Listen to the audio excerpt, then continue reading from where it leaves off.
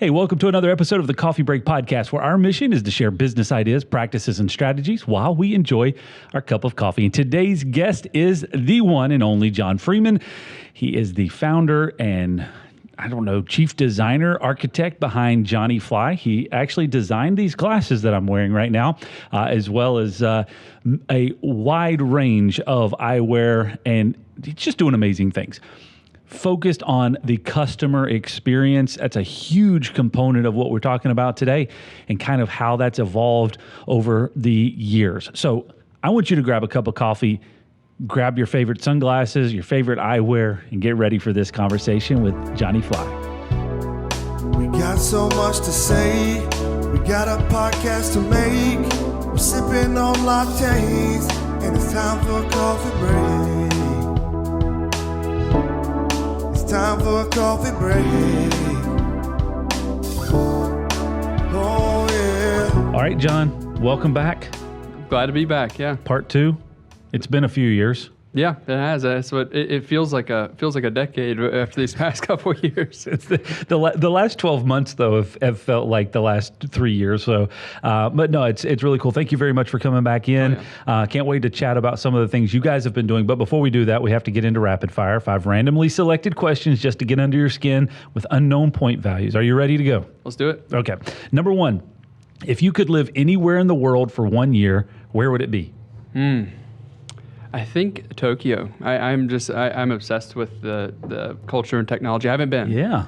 So I could tell you better after I spend some time. But Sure. I think that would be somewhere that would be so alien culturally and everything to me in the world. And that I like to be out of my element in that type of way. So. Yeah, I could see that. That would be a fun experience. Yeah, and I'm a techie person, so I feel like tech just lives there. So and I'm a car guy too, and I love Japanese. So between those two, I think that'd be my move. Yeah, perfect place. Yeah. All right, cool. Number 2, are there any specific animals that you're afraid of, and if so, why?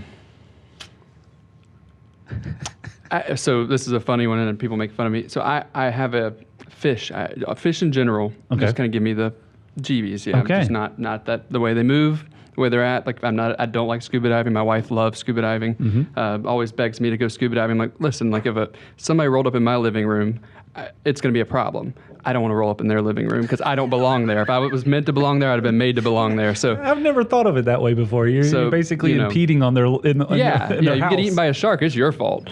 I mean, you rolled up in their living room, so that's funny. I don't know that I'd be afraid of fish, but I can definitely understand the situation there. Okay, number 3. What are 2 things that you consider yourself to be good at? ooh. So to be good and great, those are the hard ones. Outside of driving cars, which is one of my favorite things, but I think I don't know. That's a tough one. I thought when I put this question on here, I was like, this is a difficult question, and I was interested to see how you'd answer it because I don't know how I would answer that kind of question.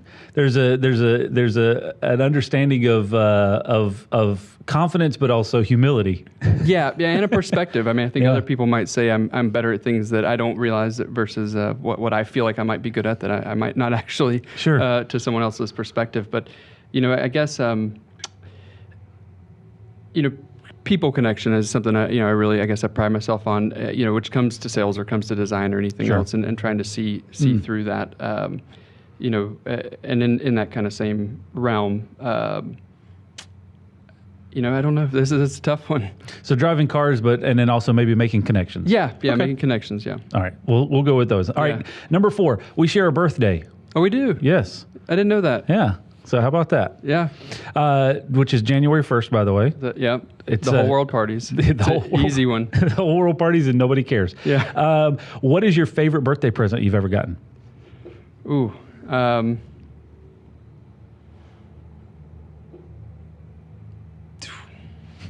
Man, you got me tough ones today.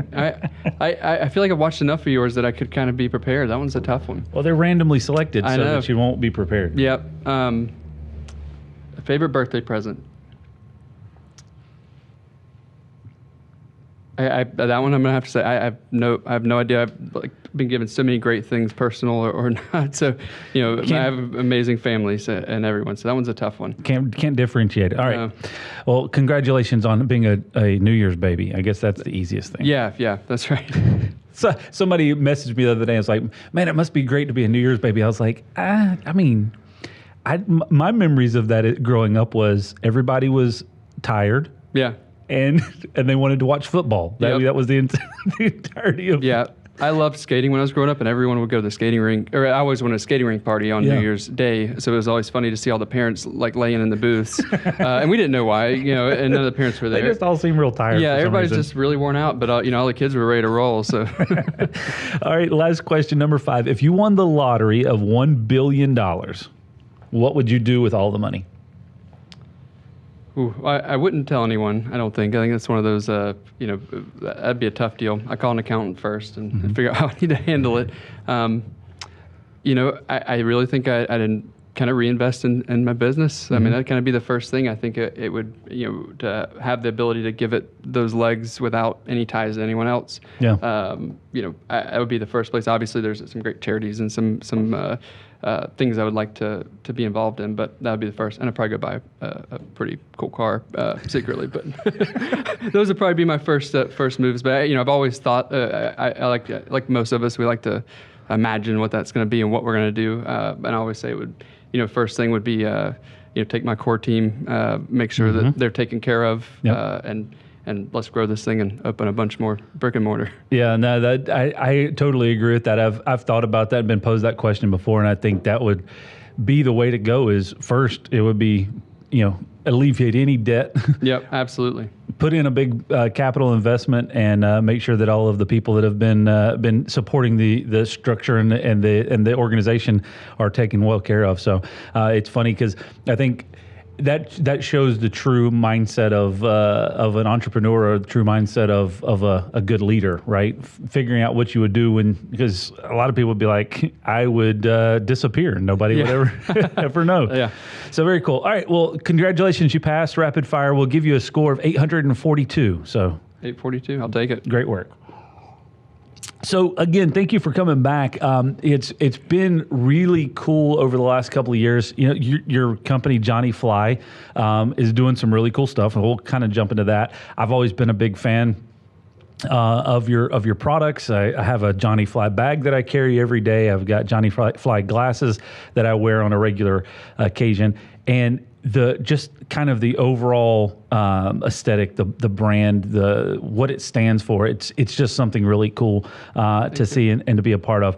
I was looking at your website. I was kind of doing some additional research, and you guys are doing some really cool stuff, but you've also grown a lot. Now, I want to talk a little bit about, and I want to touch a little bit about over the past 12 months, but also not dwell on the last 12 months. For sure. Yeah. Because going through a pandemic and situations like that, I think that conversation has been churned so Absolutely. much, but we've all learned a lot through it. So I guess just as a high level, what is something that you've learned that maybe you thought to be true prior to a pandemic that you have now reassessed and said, this is something that you've had to adapt to in a situation? So pivot and adapting and all those things with all the buzzwords, they're all bored. But just something, just a high level takeaway that you've learned through this process. Yeah, I guess even it comes down to a personal level through this. I'm a very full speed, pedal down all the time, go, grow. Yeah. And the business has been that way for 5 or 6 years. So I didn't really know how to coast, which is kind of what we needed to do. We were very fortunate to survive through this time, much more than, some other industries, which I feel terrible about. But, coasting was, and being able to slow down and be okay with, we're just going to grind it out and do what we're going to do. I feel like we definitely had to work 3 times harder to do, the same kind of business. But, grateful for our team and everyone around that did that. But I did have to learn how to slow down and just quit trying to find things to keep myself running a million miles an hour, because it's not necessarily there. You have to. Yeah, and the ability for that to be that way, it was just taken away. Yeah, absolutely. That's a very interesting perspective.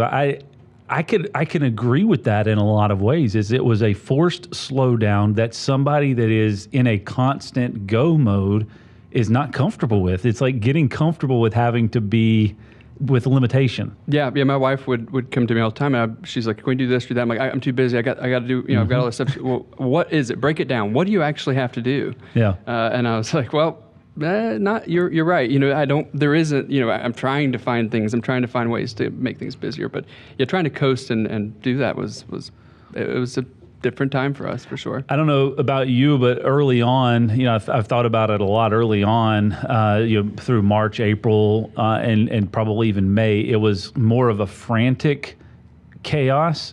And then after, I don't know, I would say probably May, June, it was to the point of like, well, I don't have a choice in the situation, but I've got to understand this, and then adapting to that, and then making the most of it over time.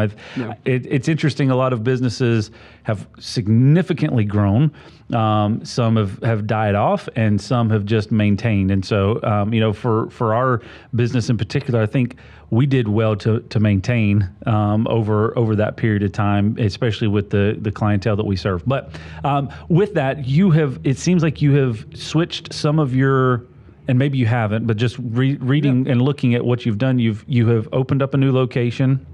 So I want to talk a little bit about that. But you've also, and maybe the licensing, authorized, I guess, resellers. Is that a new thing that happened, or was that something you were already doing? So we were in the wholesale realm pretty strong before. We were very much in boutique realm. Do a lot of single or lower multi-store boutiques and things like that. So we've been doing that for years. It definitely was growing. It's something we put a big focus on the past couple of years. Okay. Ramsey, who is our wholesale director, she's incredible, and she comes from the buying side, so she brings the perspective of what the buyer wants. And we approach it the same way we approach an individual, and let's not treat the retailer as, because in fashion, like the retailer is always the enemy against the designer, and they always, no one's like trying to play ball. And I'm like, hey, we got to give them assets. We got to help them sell, because then we're selling more of our stuff. So that's been great. But we've also been picking up some a little bit bigger, options that with a little wider spread, like the Charlotte Airport was a great grab for us recently.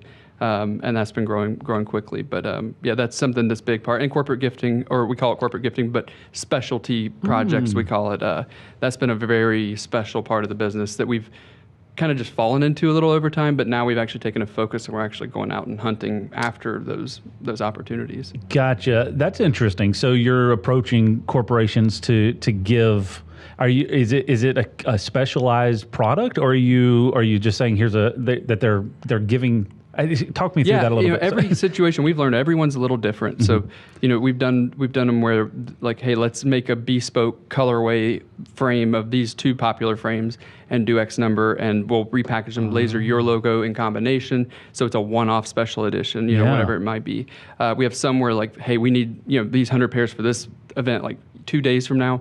Then we bring in whatever stock we have. We still have our laser in-house. We'll laser their logos either on the cases, or we'll find some way to do something special.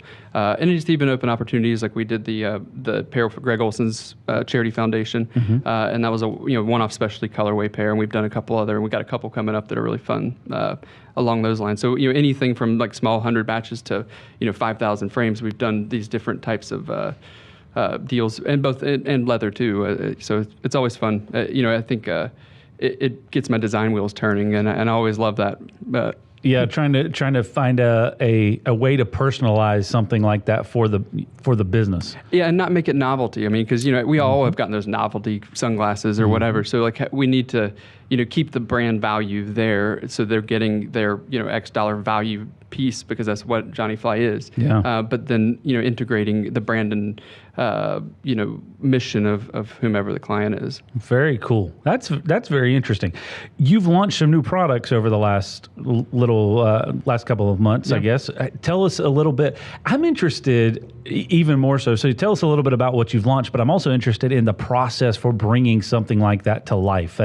Seems like it would be a very exciting process. It is. It's evolved a lot over the years. years, from where we began. But it's bringing a new thing to life, especially a new shape. Coming out, bringing a whole new shape to life, that's a couple years typically.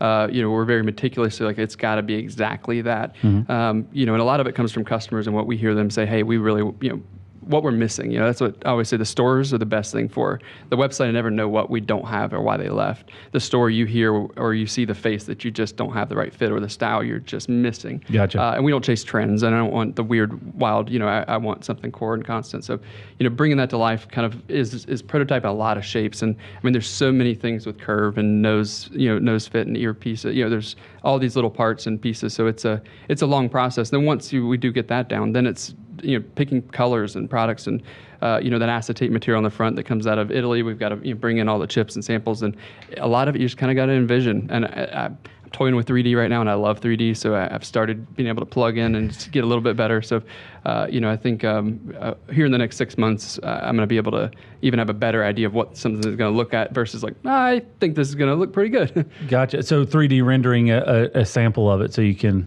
absolutely kind of test fit. Yeah. So we can see what the wood, because there's so many elements between the wood and the acetate and the metals, all those three things, and the lens, you get enough of it together, they can come out looking pretty funky or dead on. So yeah.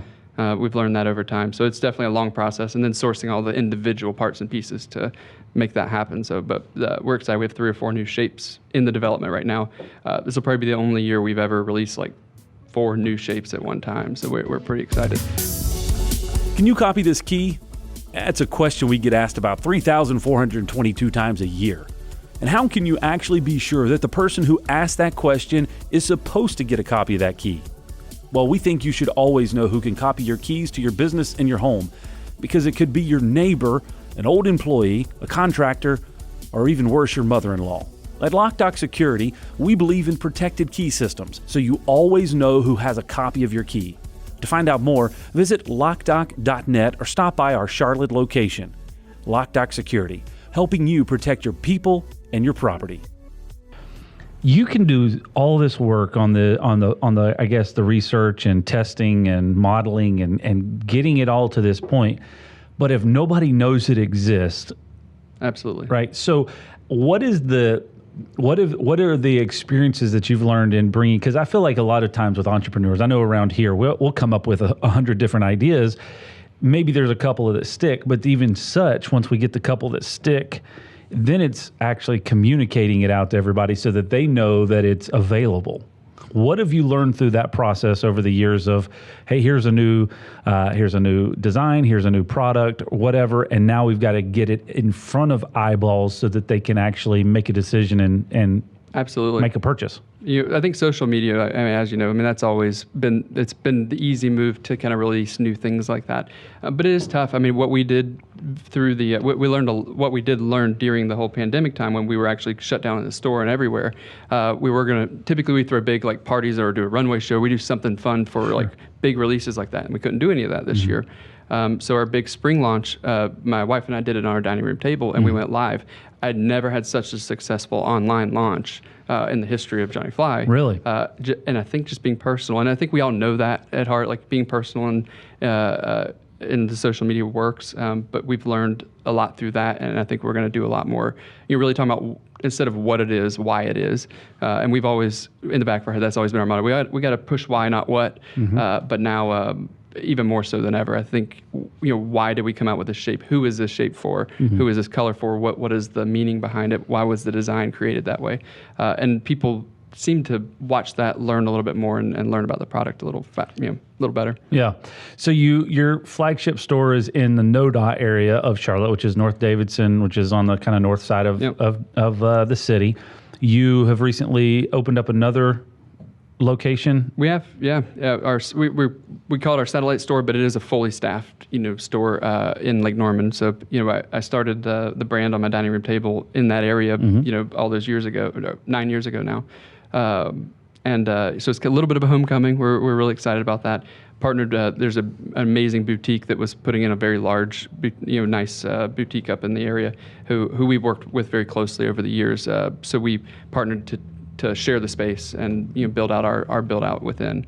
So we're really excited about that one. It launched in the middle of 2020, Sure. so we couldn't do our normal like, hey, here's the big blowout and get the word out. But it's growing and the word's getting out now, and having that location to service those customers because, yes, it's only 20 minutes from there to there, but NODA can be an island sometimes, and we realize that. And it's just having a home for those people and prescription too. I mean, that's the kicker. I mean, a lot of people can buy sunglasses online and return them, exchange them, whatever. But prescription, you want to sit down with someone. So having a Johnny Fly, team member up there is huge. Yeah, it's interesting. We've talked about it a lot. Like in Charlotte, South End, NODA, Lake Norman. You look at all of the different localized areas. And they're all within 15, 20, 25-minute drive of each other. Yeah. But I can tell you, we're on the south end here at our office, and that's rare that I ever get up to NODA. Like it's almost an intentional trip. It is, and it's wild that Charlotte's become that way. And we were working really hard to put a location in the south end area because it is kind of separate. We will quit talking about 2020, but it did slow sure. some of that progress down. LOSO is the next new big thing. I'm telling you, it's all happening so fast. We typically popped up in somewhere in South End every weekend of the summer. I mean, I think 2019 we did 70 something pop-up days, around the area, I guess. So we know there's a calling and I think there's a permanency over here, but it's all about finding that right fit, and that's. To me, that's so tough. I mean, the NODA one was great, and I had people who kept smacking my hand every time. I was like, "Oh, this location will work," because I was in a hurry to get something done.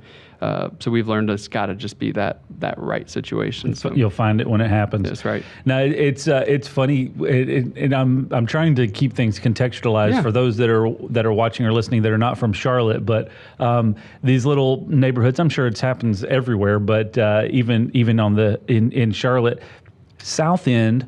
The south side of town had become so popular, and then just a couple of years back, then somebody deemed the lower south end like. Yeah, and I was like, are we just reaching for something here? Are we stretching for something? And now all of a sudden, you look at 24 months later, and it's a real neighborhood. It's real. It's wild. It's been so wild to watch and see, and then you come drive. I mean, if you take 2 months and don't drive down, and then you drive 2 months later, it's a whole new area. I'm really excited because we've been down here. We're LOSO hipsters. That's right. Yeah, you were here before it was cool. We were here before it was cool, and so now, and hopefully the rent doesn't go way up. Anyways, since the last time that you were here to now, you had a stint on reality TV.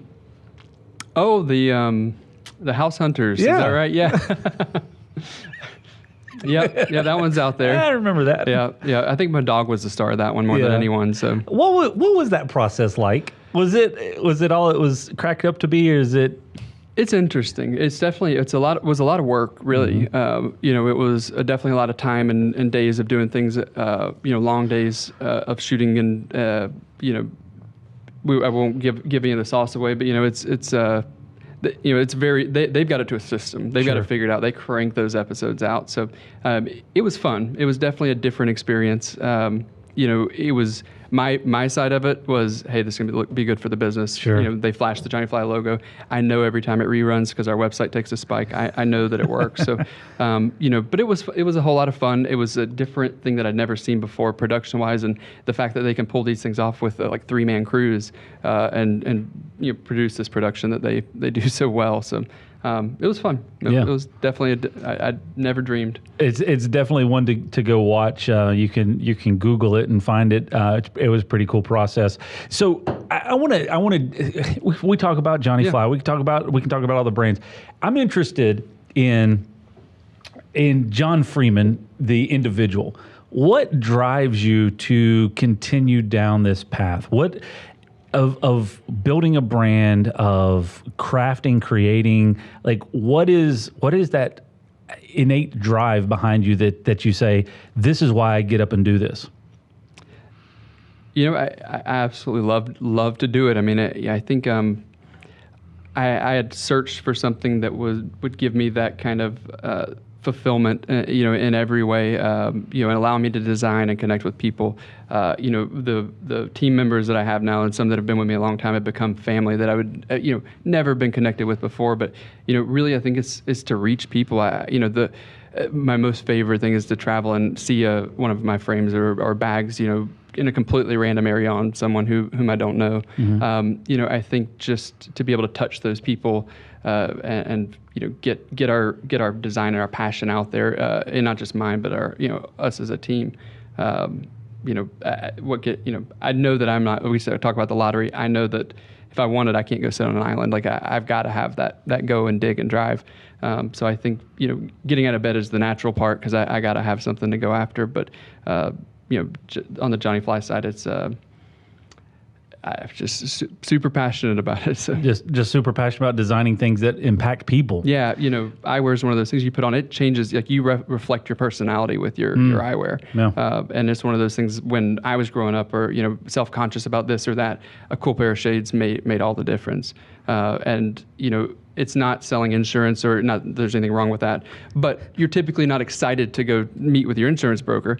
But to buy a pair of frames is a fun experience. I mean, and that is like the most, like they have to drag me off the showroom to go do other work because I love just talking to people and watching them get excited about something because it's a fun thing to sell. Well, I would also imagine that doing that, being involved in that, gives you perspective on designing for future because you're understanding what brings out that emotion, what brings out that connection with people. I don't know. I'm trying to connect with the component, but just walking around or seeing an image online of somebody that's wearing your design or carrying your design that you have no direct connection with, it's got to be one of those feelings that just, it's hard to get over. Like it's hard to get used to. It really is. That's always, it chills when you talk about it. Always, every time it's just, it makes you back up because sometimes I think we're all guilty of, we get in our own world of this is what we're working on, this is what we're doing. It's hard to take a step back and look at it from the outside. Yeah. And appreciate really where it is and what it is. I don't think I dreamed of it being what it is right now, even though now my dream is this, it's always the next step and the next step. But it's wild. We're traveling a couple of weeks ago and we were checking into a hotel in Miami and literally saw on a bell cart one of the duffel bags. I'm like, oh, all right, wow. How weird is that? So, and it's happened a few times over the years, but that's always that's a very special feeling. Yeah, very cool. It was funny. I'll say the only, one of the few experiences that I've had anywhere similar to that. We were standing in line at Price's Chicken Coop up on, speaking of South End, months ago. It was probably last summer. And waiting outside, and there were some folks standing behind us in line, and they said, "Hey, where do you guys they just started chatting with us for whatever reason? And where do you guys work?" And we said, "Loc-Doc Security." And they were like, they pulled their badge out, and it was our logo on their badge because we had installed the card system. And I was like, how random is that? That is so cool. So I can seeing it and seeing designs like that in random places. That would be really cool. All right, so you've got the story, you're designing things, you're putting things out, you're making an impact, and you've been doing this for a large number of years. What is the next thing that is going to drive change in the design industry, in the fashion industry, that you're sitting there going, we have to be mindful of this coming up? I mean, in our world, things are changing all the time. What are the things that you're seeing that are either a major benefit or something that you have to be mindful of as trends continue to change? Even though you're not necessarily designing for trend, you're designing for long-term core. But what are you seeing that's kind of up and coming that you have to be mindful of? I think in a couple of different pieces of that. I think from the large view is the user experience side of things. Online, online's not going away, web's not going away, but it is changing. I feel, and the Amazon situation's changing. Returns and all that. People expect a certain thing when they buy online.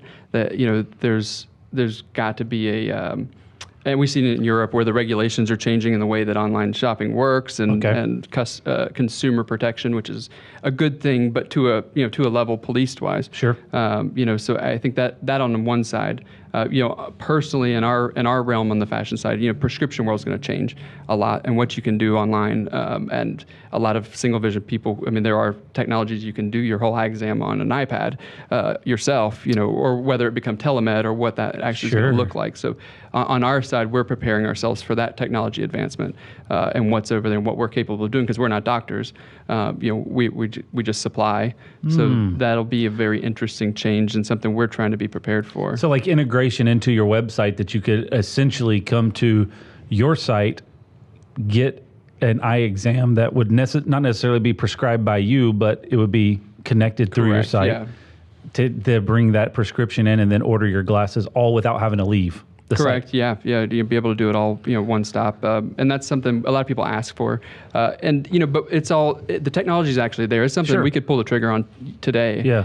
But I'm not comfortable with what exists right now, safety-wise for our customer. Legalities are going to change a lot over the next couple of years. So in that industry, the technology is changing very fast. So it's something we're kind of keeping an eye on it, because I don't want to be the first one out there and hurt anyone. Yeah. So I've got 1,000 questions in my mind. I'm trying to figure out which direction is relevant at the moment. But you launched into, I know you launched into it with a couple of different things, but when you landed on the frames from a sunglasses perspective, how big was the change bringing prescription options on?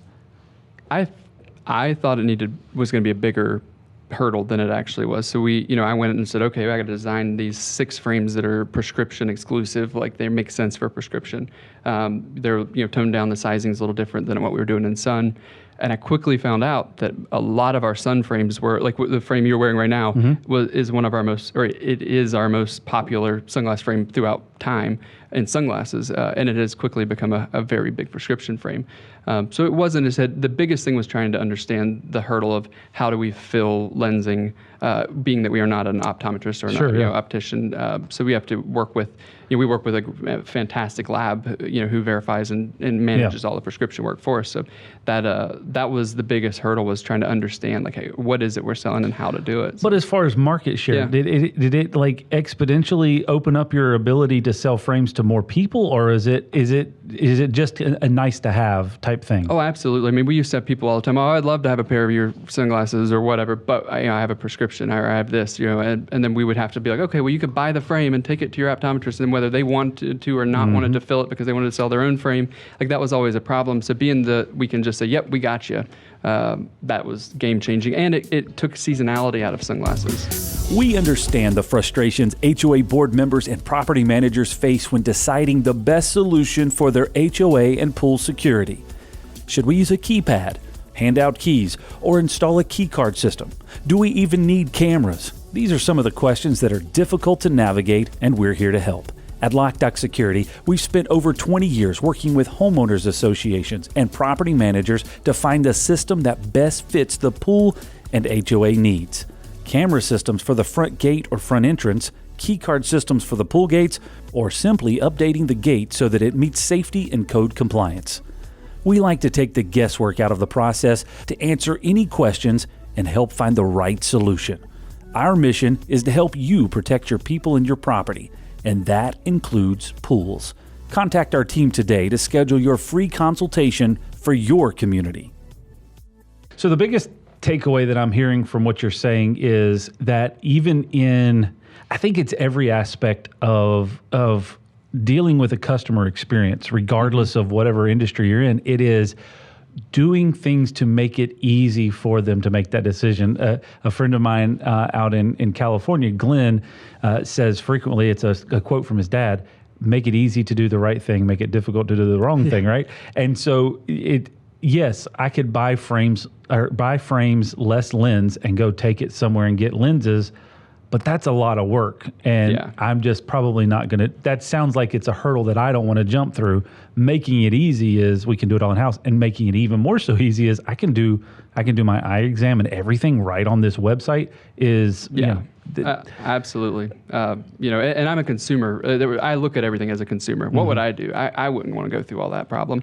I might, but it's not, that's a lot of work. So if I couldn't see myself doing it, I don't want to put anyone else into that. But so it's thinking through, because you do a lot of online, you do a lot of social media focused sales. I would imagine, and we haven't discussed this, but I would imagine you do a lot of sales through Instagram and things of that nature, at least driving traffic back. So the store is a nice to have, because a lot of people want that interaction. They want to try it on and feel it, but it's also taking in what are the things that you can level up through that web experience that can almost mimic the in-store retail experience, right? Yeah, you almost exactly what I'm working on and saying. I mean, that is my life and what I'm living right now. Gotcha. So no, user experience, user interface is our biggest project right now, and it's been for a year and plus. Yeah. First leg of that is the prescription side. You can do our prescription online. I don't feel like it's very intuitive. You kind of got to know what you're ordering, in my opinion. I'm almost done with the design. We just finished the wireframe on it yesterday, so having that in-store experience of personal help, being like, it doesn't need to be like, you don't need to know what type of lens material you want or this or that. Like, here's what it recommends. Here's your options for what you want or need. Yeah. A very, very just clean walkthrough. I mean, and that's what we always say. We want to bring the in-store experience online, as much as we possibly can. We have live chat all the time, and you're talking to someone sitting in the store typically. Sure. Something else we're going to be re-rolling out is our Try at Home program, where you can bring in 5 pairs and no charge to you, and see what you like and keep what you want and send back what you don't, and just get charged for that. And to try to bring that whole try-on experience, but to kind of step that up. I truly believe being able to video, Zoom conference, whatever you want to call it, once you get your box, scan the QR code and schedule a time. Let's talk you through your shapes and see what didn't work or what worked, and tell you what we can help you with, and do what we do in store. I mean, because typically they're like, I like this, but I just wish it was in gloss, or I just wish, and typically we have it, but it's just not. It's not in the way that you could see it online, or maybe find it as easy. So I think personal shopping, via Zoom, or just see why it's fitting them off, or there's so many things that I think that we see that we do in store that I definitely think we can bring online that will up that personal experience. That's incredible, because so you're allowing a customer to browse at their own pace, but then also giving them the option to have a one-on-one conversation with somebody through video form, which, again, maybe a sub-highlight of 2020 is that people are now more acclimated to having video conversations. Not everybody enjoys it all the time, but you're at least more acclimated to, this is the way that we have conversations. So building that into a natural process, because maybe I am over in the Midwest and I don't have the ability to get to this place, but I've seen it online and I want to connect, but there's just a couple of components that I want to that I need questions on, and I can schedule a 15-minute call with somebody, is a game changer. Absolutely. You play that and you mix that with AR, technology, which we've seen in eyewear already, but again, it's not perfect, and I want the perfect one. So we're getting really close on that too. But you mix these things together, and you can kind of give them the experience. So if they want all the help, we're here, but we're at their own pace, like you said. I like this is an interesting conversation, because I'm thinking of it in terms of our organization as well, and how to up the customer experience and the user interface. And we've got some things that we're working on as well to make that a little more user intuitive. And it bodes true. And so I'm very much in agreement with everything that you're saying. Is, there's things that we do that are great, but how can we ramp it up to make it easier to do business with us? How can you ramp it up to make it where somebody can almost self-navigate through the process? Absolutely. Those that don't want to interact with people, but also have that option where they can get in contact with somebody very quickly and easily, if that's the path. Yeah, but it's got to be helpful. I mean, that's what we see in the store the most. I mean, we convert those people to help them find what they're looking for. Yeah. And I don't ever want anybody to buy something they don't need or want. If Sure. it doesn't look good on you, we'll tell you. So. But it's same goes for. I mean, we're talking fashion versus security products here, but the same goes goes through the process. If somebody walks in one of your locations and they just browse around, don't talk to anybody, nobody approaches them, they're probably just going to browse and leave. Right? Yeah, absolutely. They're just not going to make a decision.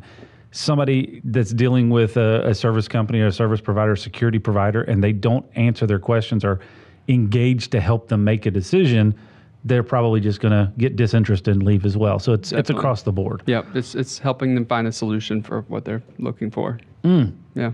That's very interesting. I'm excited about that. That's that whole the ability to make those decisions in, again, first world problems. Me being lazy, driving 20 minutes up the road. Yep, absolutely. is cool, but at the same point, like it broadens your market share to already where you're limitless, practically limitless on your market capability, but it improves. Oh, it's easy to purchase from this company. They've made it easy for me to go through this process. No, and that's what we want. We bring the personal experience to it, and I think that even as we can grow that online business and even those like different legs of what we do, I mean that creates more staff on our side, people in house. I mean, it can help us value these extra areas, and ultimately that's what we want: more family and be able to grow what we're doing over there. So that there's so many aspects to that whole process. Online that we're really just focused on bringing it opposed to having to open stores in every major city, which I still would love to do. Yeah, but it will be a great thing, but you can start to see that, and I know you do that. You start to see where your brands are popular based off of that. That's pretty awesome, man. That's exciting stuff to hear, and encouraging to know that that's happening. It's not just a big corporate thing. Somebody in a big corporate decision is trying to figure out how to make it easier to do business, but on a practical daily basis that you guys are working hard on it. Very cool. I appreciate you stopping in again. Thank you for having me. Yeah, it's always a blast to chat with you. Really cool to see things that you're doing, and to see. I definitely will say that one of the things that I've valued about being connected with you is that you are focused on building connections with people, and you that's not just lip service. That's something that I've seen in real life. So it's cool to see the company grow, to see the things happen, and it's something that I take pride in every time when I put my glasses on. So I appreciate it. John, thank you so much for joining us. It's always a blast to have a conversation with him. Probably one of the most authentic and humble guys that I've met, doing some amazing things, building an awesome, sustainable brand. Great to know John and what he's doing in the fashion world. Those of you who are watching or listening for the first time, we ask you to subscribe. We have over 100 episodes very similar to this about business ideas, practices, and strategies. Actually, John is a second-time guest with us. You can go back and listen to the first episode and check that conversation out, but excited to be able to have him back at a second time. But make sure you subscribe, because we have a brand new episode out every Tuesday at 9 a.m., and we don't want you to miss a single one of them. So hit the subscribe button on your favorite podcast platform or on YouTube or Facebook. You can find us by searching for LOC-DOC, and all of that's available on our website, Loc-Doc.net/podcast. Thanks for joining us. We'll see you next time right here on the Coffee Break Podcast.